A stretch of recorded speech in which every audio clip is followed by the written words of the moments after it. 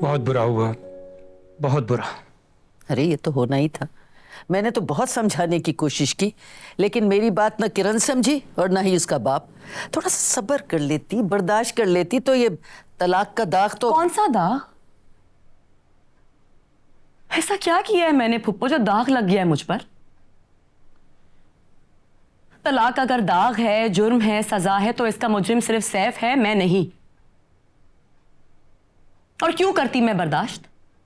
मैं जाहिल हूं, माजूर हूं, बेबस हूं, मजबूर हूं, जो ज्यादती और जुल्म होता देख कर भी उसके घर पर पड़ी रहती, भीख मांगती उसके साथ की। बेटा, ये माशरा बहुत जालिम है। बेटी को अगर तलाक हो जाए ना तो माँ बाप जीते जी मर जाते हैं। देखो देखो जरा अपने बाप की हालत क्या हो रही है। तो फिर माशरे को चाहिए कि वो अपनी सोच को बदलें। रिश्तेदारों को चाहिए कि वो जख्मों पर मरहम रखें, नमक ना छिड़कें। तलाक याफ्ता बेटी ससुराल में रोज मरने वाली बेटी से बेहतर है पुप्पो। जैसी तुम्हारी मर्जी वैसे करो। हम भी अपने भाई के जख्म पे मरहम रखने आए हैं। सारी जिम्मेदारी तो इसके कंधों पे आन पड़ी है ना। तुम तो वहां से वापस आ गई और साथ अपना बच्चा भी। मैं अपना और अपने बच्चे का बोझ खुद उठा सकती हूँ। पढ़ी लिखी हूं, नौकरी करूंगी, किसी पर बोझ नहीं बनूंगी।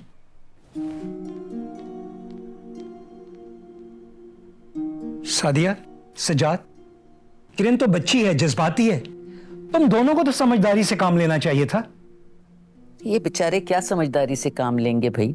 आजकल जो बच्चियां हैं ना, बहुत मुतासिर हैं उन औरतों की तंजीमों से जो कहती हैं कि अपने कपड़े खुद धो लो, अपने मोजे खुद ढूंढ लो, इस्त्री खुद कर लो। ये हैं उनके नारे। ये असरात अब हमारे घर तक पहुंच गए हैं और पढ़ाई और डिग्रियों ने भी ना लड़कियों के दिमाग बहुत ख़राब कर दिए हैं। और तुम्हारा वो साला, उसने भी कम दिमाग ख़राब नहीं किया है बच्चियों का। ये कहीं उसी की शय तो नहीं है?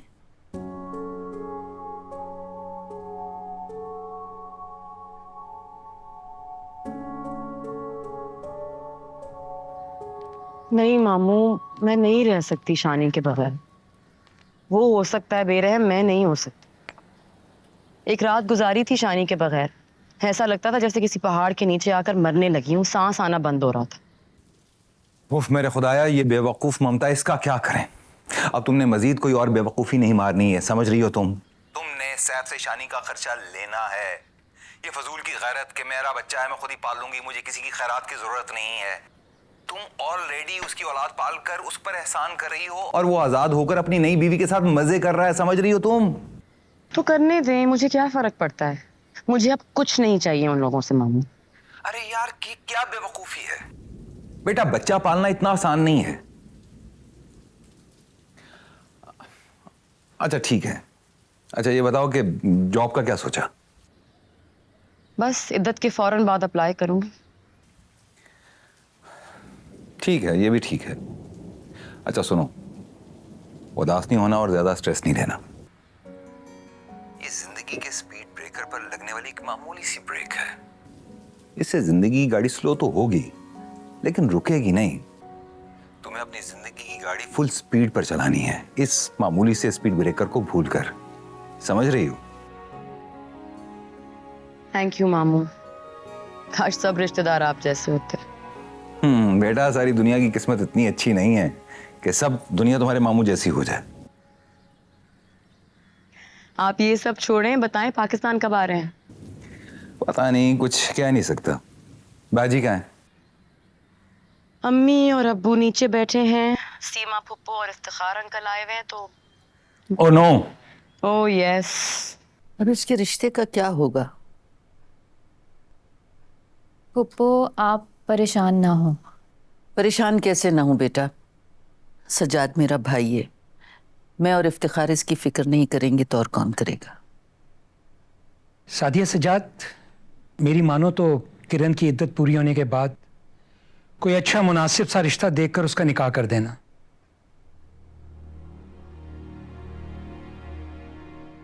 लो, यहाँ कुंवारी लड़कियों के अच्छे रिश्ते नहीं मिल रहे और किरण, जिसका एक बेटा भी है, उसके लिए मुनासिब रिश्ते की बात कर रहे हो? जी भाई, मैं देखता हूँ। शानी को तुम दोनों मियाँ बीवी अपने पास रख लेना। सोचना कि अल्लाह ने बेटी की कमी पूरी कर दी है, लेकिन किरण की शादी करना बहुत ज़रूरी है। उसके अंदाज में बगावत है। ऐसा ना हो कि तुम दोनों को मजीद उसके ज़रिए कुछ अजियत पहुंचे। वैसे इफ्तिखार का मशवरा बुरा नहीं है। कौकब और माहम के हक में यही बेहतर है, क्योंकि बड़ी बहन की तलाक का सुन के लोग ऐसे ही पीछे हट जाते हैं। माहम, बेटा पप्पू को चना चाट डाल के दो। जी। और आपा, आप दही बड़े भी ट्राई करें, बहुत मज़े किए, मैंने बनाए। आप फिक्र ना करें आपा, मेरी बेटी ये बहुत समझदार है। समझदार होती तो तुम दोनों को ये दिन देखना पड़ता। मैं और इफ्तिखार तुम लोगों के लिए जो भी कह रहे हैं भले के लिए कह रहे हैं। वक्त बहुत ख़राब चल रहा है, और उससे ज़्यादा लड़कियों के दिमाग बहुत ख़राब है। पप्पू, शुक्रिया।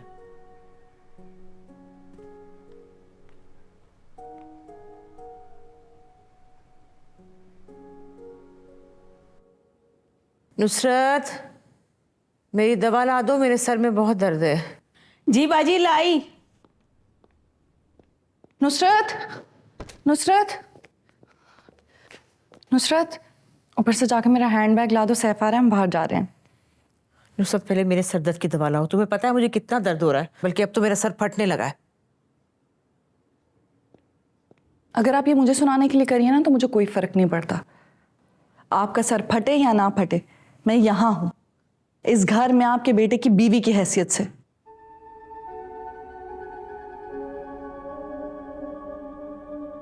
तुम क्यों खड़ी मुंह देख रही हो? बैग ला दो जल्दी से।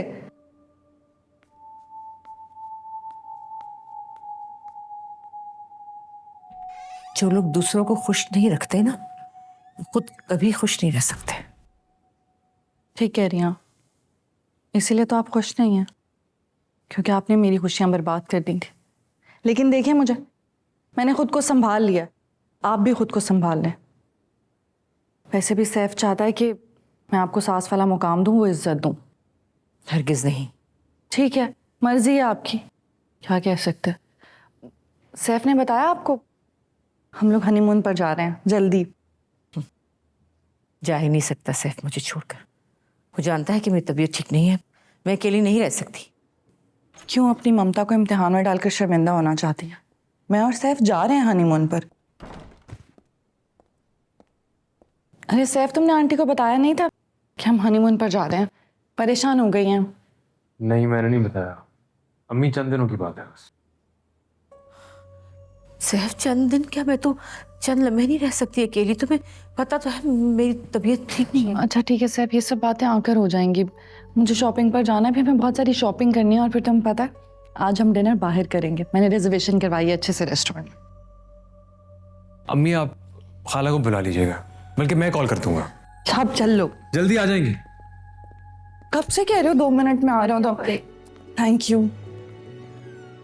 नुसरत, पानी देना। कोल कोल बैठा मेरे सुपने तो